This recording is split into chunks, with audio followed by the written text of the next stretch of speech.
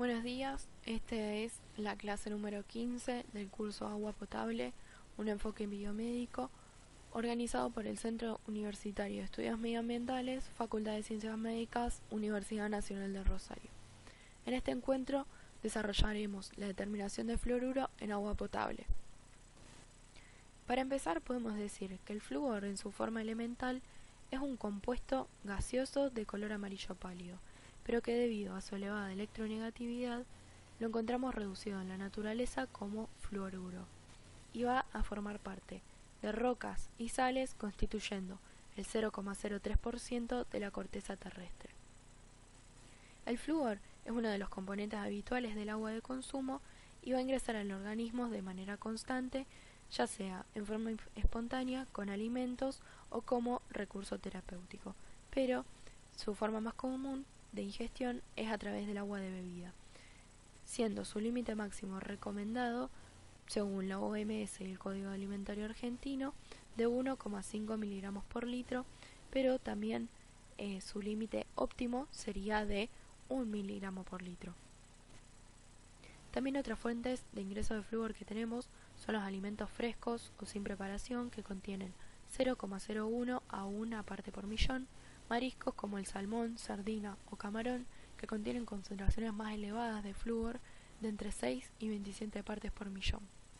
Los alimentos preparados, que son aquellos que van a necesitar de agua para poder ser consumidos, varían desde pastas hasta leche reconstituida, van a tener el contenido de flúor del agua empleada para su preparación. Por otro lado, las hojas de té secas contienen hasta 400 partes por millón de flúor y su infusión de 6 a 10. Esto va a depender tanto de la calidad del té como del contenido de fluoruro del agua con que se prepare el mismo. Y las hojas de yerba mate, que no concentran flúor, pero la costumbre de mate aumenta la ingesta de fluoruro si el agua lo contiene. Y la leche materna tiene 0,01 partes por millón de fluoruro. También podemos aclarar que la proporción de flúor en el aire es insignificante, aunque existen poblaciones de riesgo que se encuentran expuestas a ambientes con alta concentración de fluoruro, como por ejemplo trabajadores de industrias metalúrgicas, de aluminio, del vidrio o industrias farmacéuticas. El fluoruro en el mineral óseo quizá es el destino más importante del fluoruro absorbido, ya que cuando se dirige allí reemplaza al hidroxilo en el cristal de hidroxiapatita y lo transforma en fluorapatita, que es de menor tamaño y solubilidad. La vida media del fluoruro en el hueso es de 8 a 9 años y el principal efecto que va a causar sobre la arquitectura ósea va a ser que el hueso formado en presencia de fluoruro está poco mineralizado y posee una mala organización histológica, con alto contenido de osteoide. El hueso formado es menos deformable y más frágil. Va a sintetizar un colágeno que no es normal, va a haber un aumento del número de osteoblastos, aumento de la actividad de osteoclastos y el hueso va a ser de menor porosidad. La deposición de fluoruro en el mineral óseo va a depender de la edad, de la cantidad de flúor de la dieta y del periodo durante el cual se realizó la ingesta. Se han observado que mujeres de poblaciones que se hallaron expuestas a aguas de bebida con concentraciones relativamente altas de fluoruro presentan menor frecuencia de fracturas vertebrales que mujeres de poblaciones donde el contenido de fluoruro de agua es bajo. En poblaciones donde el agua de bebida contiene 1 parte por millón de fluoruro, la frecuencia de fracturas femorales fue significativamente menor que en poblaciones con agua sin fluoruro. Aunque estos efectos no pueden ser directamente atribuidos al fluoruro. En dosis más elevadas, el fluoruro altera el funcionamiento de la cadena respiratoria, aumenta la producción de especies reactivas del oxígeno y la inflamación a nivel óseo. Lo expuesto explica el efecto deleterio que tiene el fluoruro sobre el tejido óseo. Todo esto que nombramos indica la existencia de una acción del fluoruro sobre el tejido óseo, destacándose su actividad neoformadora, aunque con la formación de un hueso que no tiene características que sean habituales. En todos estos trabajos se observa que la presentación de mejorías o de una nueva formación de hueso requiere al menos un año de tratamiento. Por otro lado, podemos nombrar el fluoruro como prevención en la carie dental, donde se ha demostrado que el mismo, utilizado en forma tópica sobre el esmalte dental, tiene un efecto beneficioso en la prevención de caries dentales. Según publicó la OMS en uno de sus informes, el agua potable con 1 miligramo por litro de flúor posee una notable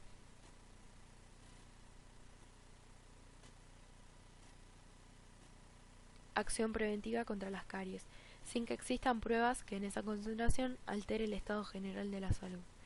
Entonces encontramos flúor en dentríficos, que estos contienen actualmente 1500 partes por millón de flúor, pero como la dosis diaria de pasta dental es de aproximadamente 1 gramo, estaríamos expuestos a 1,5 miligramos de fluoruro. Si el enjuague no es adecuado, podría ingerirse parte del fluoruro, valor que dependerá de la magnitud del enjuague bucal luego del cepillado, pero nunca superaría los 1,5 miligramos por día. Lo que va a producir el fluoruro es una concentración local elevada que favorece el intercambio de oxidrilo por el fluoruro en el cristal de hidroxiapatita, y un efecto adicional que va a tener es el efecto bactericida que se logra con las concentraciones halladas en estos materiales.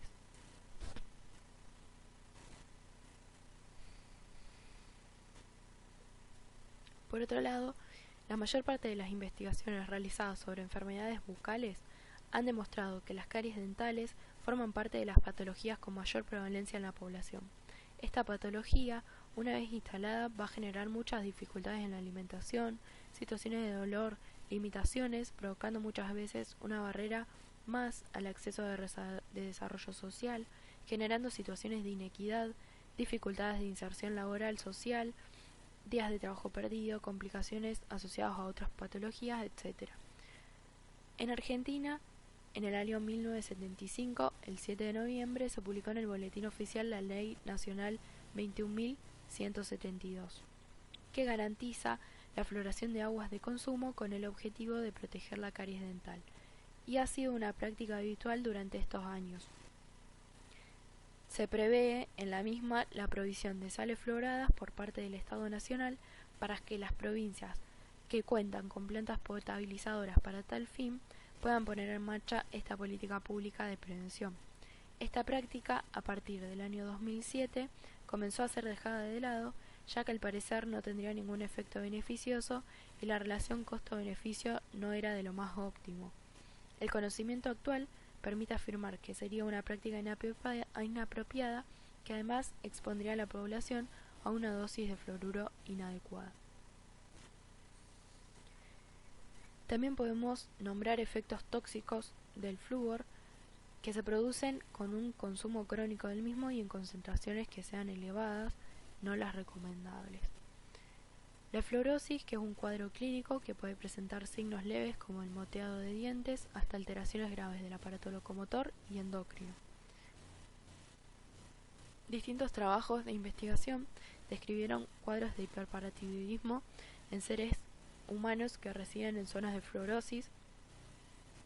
También produce alteraciones renales que han sido muy estudiadas consecuencia del empleo de un anestésico, que es el metoxiflurano, que se metaboliza dando fluoruro, y a este se lo identifica como el responsable final de alteraciones en la función renal. También se demostró que el fluoruro ingerido en concentraciones compatibles con las halladas en personas que residen en áreas con agua de consumo, con alto contenido del mismo, o que reciben sales con flúor por el tratamiento de osteoporosis, producen una disminución de la secreción de insulina. Bien, los métodos de determinación de fluoruro en aguas de consumo pueden ser por técnicas espectroscópicas, donde el fluoruro reacciona dando compuestos coloreados, y por potenciometría.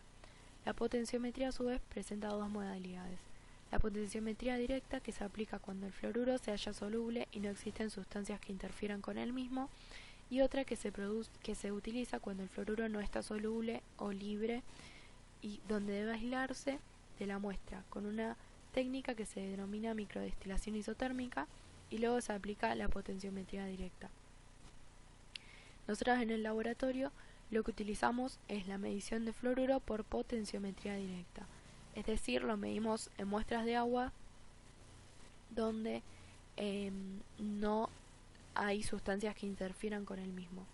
Esta técnica se basa en la relación lineal que existe entre los milivoltios desarrollados por los electrodos y el logaritmo de la concentración de fluoruro de la muestra.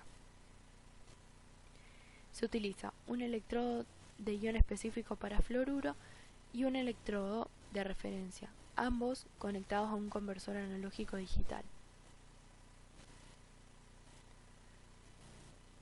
El electrodo de ion específico para flúor se conecta con el electrodo de referencia mediante un soporte construido en acrílico. Como podemos ver en esta imagen ilustrativa, este es el soporte acrílico, este es el electrodo de flúor y este es el electrodo de referencia.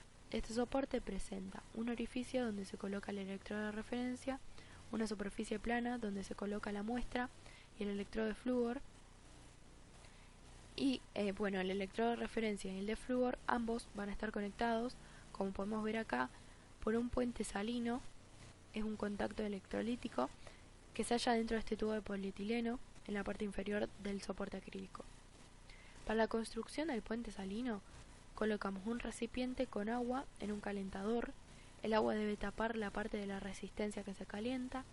Colocamos en el recipiente con agua un frasco con agar, como este que vemos en la imagen, al 2%, saturado en cloruro de potasio. Una vez que este se funde por el agua caliente, con una jeringa y aguja de punta roma se succiona el agar y por el compartimento del electrodo de referencia se llena el catéter de polietileno del soporte de acrílico. El agar debe salir por el otro extremo y no deben quedar burbujas dentro del tubo.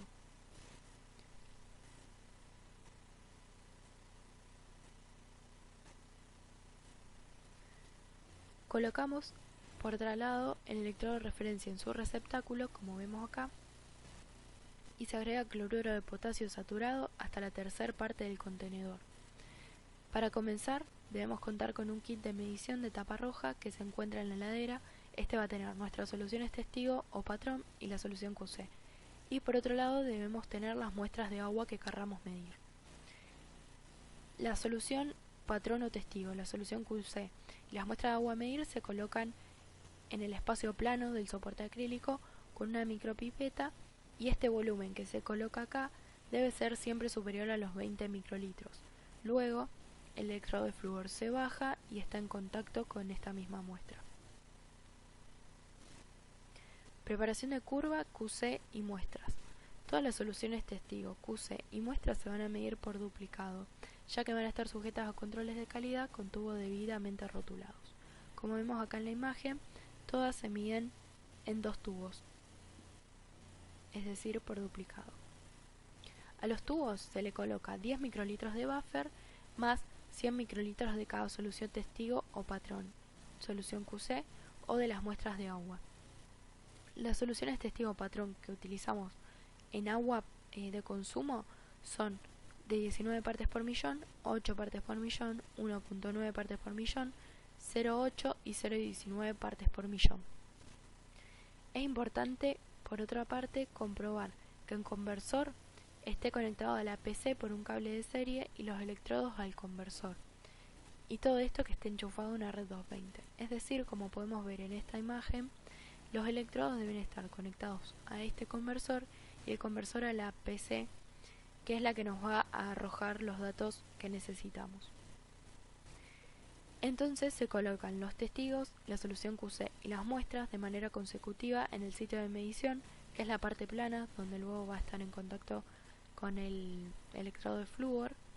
Damos la orden para bajar el electrodo y en el conversor va a haber una llave que dice medir, que es donde que la tenemos que colocar en esa posición, y finalizado el tiempo de medición de la primera muestra, que eso siempre se organiza en el software de la computadora, casi siempre es de 30 segundos, se coloca el conversor luego en stand-by, se levanta el electrodo de flúor y se seca con un papel absorbente y se procede a colocar la siguiente solución.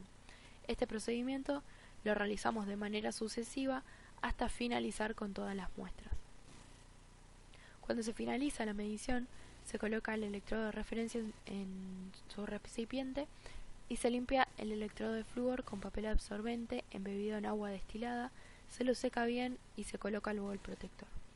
Para sacarle el soporte, el puente salino que conectaba ambos electrodos, se saca el soporte de acrílico de su sitio y se utiliza el kit de puente salino, que contiene una jeringa con un tapón. Y luego se vuelve a colocar el soporte de acrílico en su lugar y se tapa con su funda. Las siguientes imágenes muestran los controles de calidad a lo largo del tiempo en nuestro laboratorio. La primera figura muestra los valores de unidades de desvío estándar que, como se observa, caen en su mayoría en el rango, en el intervalo de 2 y -2, aunque existe una leve tendencia a que estos valores sean cercanos a 0 o menores que él, lo que indica la presencia de algún error sistemático. El valor de r al cuadrado es siempre muy cercano a -1, indicando una buena linealidad de la curva de calibración. El valor del CB porcentual indica que en las últimas mediciones se logró bajar el error aleatorio a valores deseables menores al 10%. El porcentaje de recuperación deseable, este que vemos acá, es entre 90 y 110. Se observa que algunas mediciones que no se alcanzó este estándar, como las que podemos ver acá, las cuales fueron desestimadas y la determinación de estas se volvió a repetir. La siguiente figura muestra las concentraciones de las muestras medidas en el QEM. En la primera gráfica se muestran las mediciones en un diagrama de cajas y bigotes. El límite superior de la caja indica el percentilo 75 y el inferior el percentilo 25. La línea negra del interior de la caja indica la mediana. Entonces se puede aproximar que el 75% de las muestras medidas tiene menos de 1,2 partes por millón, el 50% tiene menos de 0,5 partes por millón y un 25% tiene menos de 0,2 partes por millón. El valor mínimo medido, indicado por la línea de trazos, indica que es cercano a 0 y el agua de mayor concentración indica que superó las 5 partes por millón. Las líneas verdes y rojas indican el límite recomendado, es decir, la verde el límite recomendado, que es de una parte por millón, y la roja indica el límite máximo obligatorio, que es de 1,5 partes por millón. La segunda gráfica nos muestra los mismos datos en forma de histograma. Como podemos observar, casi 200 muestras tienen concentraciones menores a 0,5 partes por millón y pocas muestras superaron las 4 partes por millón. Y la última gráfica nos muestra los mismos datos pero en forma individual. Los valores se concentran cercanos a 0 y la distribución de datos a lo largo del tiempo es uniforme. Luego tenemos las mediciones realizadas en el QEM, donde se han medido aproximadamente 400 muestras de agua de diversos orígenes que, discriminando por tipo, se muestran en esta siguiente tabla. Por ejemplo, las de pozo son 147, de red 208, ósmosis inversa 14 muestras, envasadas 16 muestras, superficial 5 muestras, de filtro 13 muestras y otras 8 muestras. Se muestra en una presentación boxplot de cajas y bigotes las concentraciones de fluoruro en partes por millón halladas en cada fuente. Como se puede observar, no hay grandes diferencias entre las aguas de red y las aguas de pozo. Sin embargo, como era de esperar, las aguas provenientes de ósmosis inversa están muy bajo del límite de 1,5 partes por millón. Las envasadas, si bien tienen una mediana menor a las de pozo y red, en algunos casos alcanzan el límite recomendado. Respecto a las aguas de filtro, la gráfica podrá inducir a pensar que los filtros eliminan el fluoruro. Sin embargo,